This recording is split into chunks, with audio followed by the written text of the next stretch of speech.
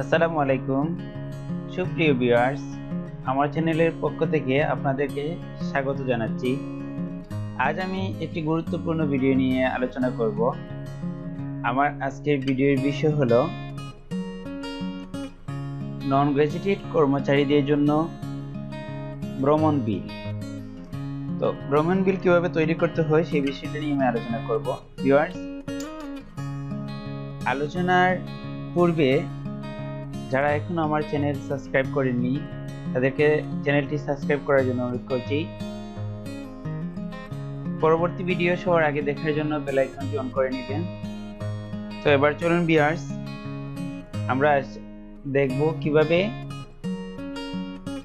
নন gazetted কর্মচারীদের ভ্রমণ ব্যয় বিল পূরণ করতে হয়। আমি আরেকটা বিষয় জানিয়ে দিচ্ছি, আমি অনেকটা সময় নিয়ে পুরো বিলটাকে ওয়ার্ড ফাইলে টাইপ করেছি। তো যদি কারো প্রয়োজন মনে করেন তাহলে আমার ভিডিও ডেসক্রিপশনে আপনাদের ইমেল অ্যাড্রেস দিয়ে দিবেন। পিডিএফ ফাইল কিংবা ওয়ার্ড ফাইল নিতে চাইলে ইমেল অ্যাড্রেস দিলে আমি আপনাদের ইমেল অ্যাড্রেসে পাঠিয়ে দেব। তো এবার আলোচনা করব আজকে কিভাবে আমরা ভ্রমণ বিল, বিশেষ করে প্রাথমিক বিদ্যালয়ের প্রধান শিক্ষক মহোদয় বৃন্দ এই সময়ে ভ্রমণ বিল সাবমিট করতে হয়। তো আমি দেখিয়ে দিচ্ছি কিভাবে এটা ফিল আপ করবে। প্রথমেই আমরা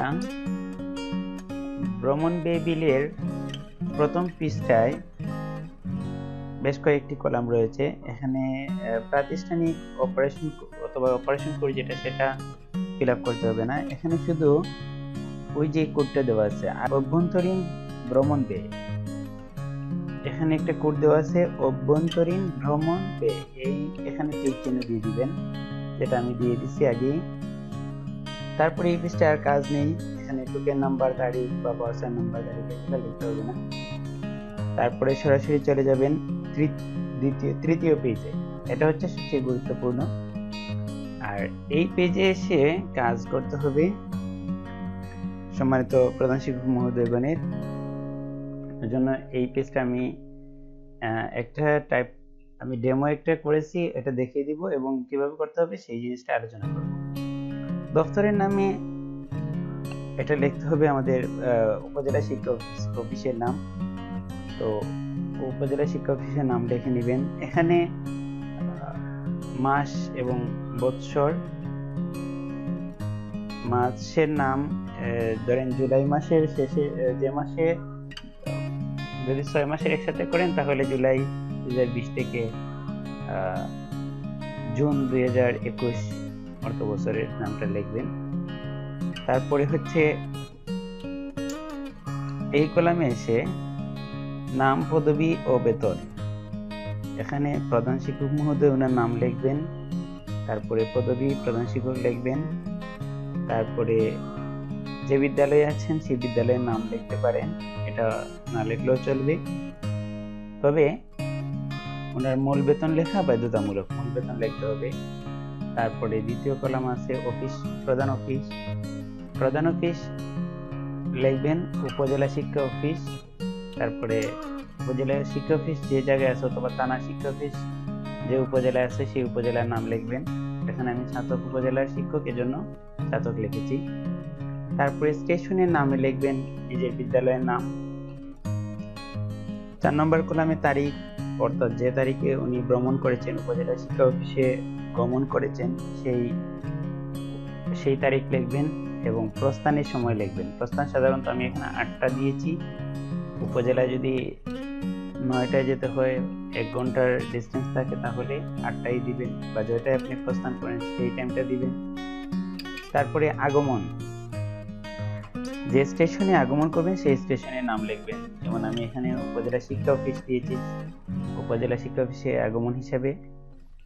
তারপরে তারিখ, যে তারিখে প্রস্থান করেছেন সেই তারিখে আগমন হবে এবং সময়টা হবে উপজেলা শিক্ষা অফিসে যখন আগমন করবেন সেই সময়। তার মানে এই 1 তারিখের প্রস্থান থেকে যতটুকু সময় লাগে তারপরে যে সময় আগমন করবেন সেই সময়টা এখানে লিখবেন।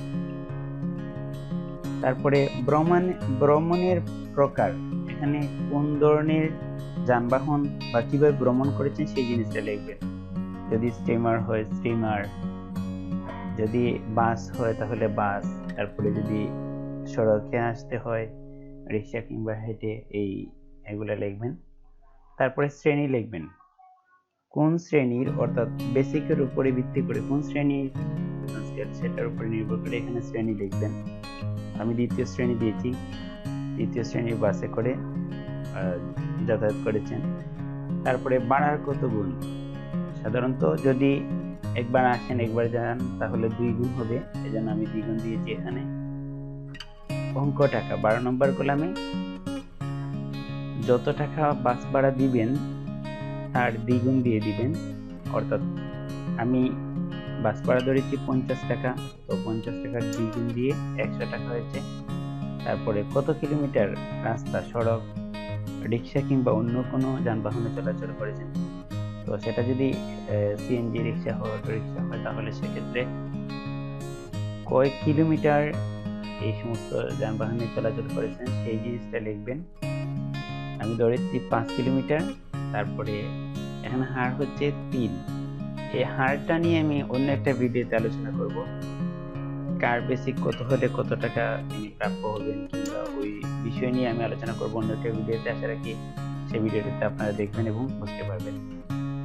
তারপরে টাকার অঙ্কে এখানে এই যে যত কিলোমিটার 13 নম্বর এবং 14 নম্বরকে গুণ করে 13 নম্বর কলাম এবং 14 নম্বর, এই 13 এবং 14 কে গুণ করে যত হবে তত বসাবেন 15 নম্বরে। 3 পাশে 15 এর জন্য 15 লিখেছি। তারপরে 16 নম্বরে দিনের সংখ্যা, কয় দিন হয়েছে। সাধারণত যদি রাত্রি যাপন না করেন তাহলে হবে অর্ধ দিবস, এই জন্য আমি অর্ধ দিবস দিয়েছি। তারপরে দৈনিক ভাতার হার, ভাতার হার 480 টাকা দিয়েছি। আর যেহেতু দৈনিক ভাতার হার হচ্ছে 480 টাকা, যেহেতু অর্ধ দিবস এই জন্য তার অর্ধেক হচ্ছে 240 টাকা। এখন আমরা এই 240 টাকা এখানে 15 টাকা আর হচ্ছে 100 টাকা, তার মানে 115 এবং 240 মোট 355 টাকা প্রত্যেক লাইনের সমষ্টিতে লিখব। এবার আমাদের কাজের প্রায় অর্ধেক শেষ। পরবর্তীতে আমরা আবার দ্বিতীয় সারিতে আমরা লিখব, আরেকটা কলাম করে নিব এবং লিখব এখানে যে আমাদের স্টেশন হচ্ছে উপজেলা, যেহেতু আমরা এখন উপজেলা থেকে যাব এজন্য উপজেলা। তো আমি এখানে দ্বিগুণ দিয়েছি এজন্য আর নতুন করে লিখতে হবে না, পরবর্তী ডেট দিয়ে পরবর্তী ডেটে এখানে আমি লিখে নিতে পারি। আর যদি দ্বিগুণ একসাথে না দিই তাহলে এই কাজটা করতে হবে যে উপজেলা, প্রথমে ওই স্টেশন থাকবে উপজেলা, তারপরে ডেটে কি থাকবে, ফেরার সময় থাকবে বিকাল 5টা এবং আগমনের স্টেশন থাকবে নিজ বিদ্যালয়, তারপরে তারিখ দিবেন, তারপরে হচ্ছে সময় যখন বিদ্যালয়ে পৌঁছার সময়টা দিবেন, ভ্রমণের প্রকার লিখবেন, বাস ও সড়ক যদি স্টিমার হয় তাহলে স্টিমার, যদি স্টিমার সড়ক হয় তাহলে স্টিমার ও সড়ক লিখবেন, শ্রেণী লিখবেন, তারপরে এই যে দ্বিগুণ দিবেন, তারপরে এখানে লিখে এই যে 100 × 2, তারপরে 200, আপনার যদি ভাড়া আরো কম হয় বা বেশি হয় সেই অনুপাতে লিখবেন। তারপরে কত কিলোমিটার, কিলোমিটারটা দিবেন, তারপরে যে আপনার হার দিবেন, টাকার অঙ্ক লিখবেন। এই যে আগে বলছিলাম 13 এবং 14 নম্বর কলামকে গুণ করে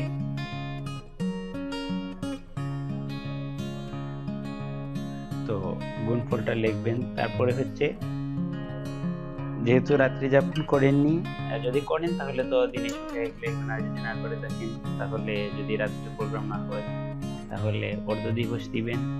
তারপরে দৈনিক ভাতার হার, আর আমি আগে বলছি যে ভাতার হার বা অন্যান্য বিষয় যেগুলা যে এই এখানে ওই সড়ক অথবা ট্রলিতে ভ্রমণের হার যেটা আছে এখানে হার, তারপরে হচ্ছে দৈনিক ভাতার হার, এই সমস্ত বিষয়গুলো নিয়ে আরেকটা পূর্ণাঙ্গ ভিডিও থাকবে, সেই ভিডিও দেখলে আপনারা আরো ক্লিয়ার হবে হারের বিষয়টা।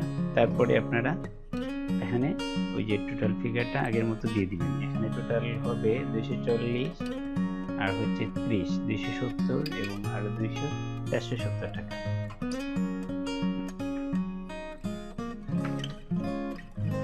তারপরে টোটালটা এখানে ফিগারটা এখানে যোগ করে লিখবেন। এই হচ্ছে মূল কাজ। তারপরে আরেকটা অংশ থাকবে, এই অংশটা এভাবে যদি 6 মাসের হয় তাহলে 6 মাসে যে কয় মাসের ভ্রমণ বিল লিখবেন সেই কয় মাসের ভ্রমণ বিলটা এখানে এই তারিখ দিয়ে দিয়ে সবগুলো লিখে নেবেন। আর পরে যেটা মোটের কলামে এসে মোট লিখবেন। সবশেষে একটা অংশ পাবেন যেখানে থাকবে যে এই কর্তন কিংবা এই ধরনের একটা ফর্ম থাকবে। আমি দেখি এই যে পরের অংশে এই অংশটুকু থাকবে।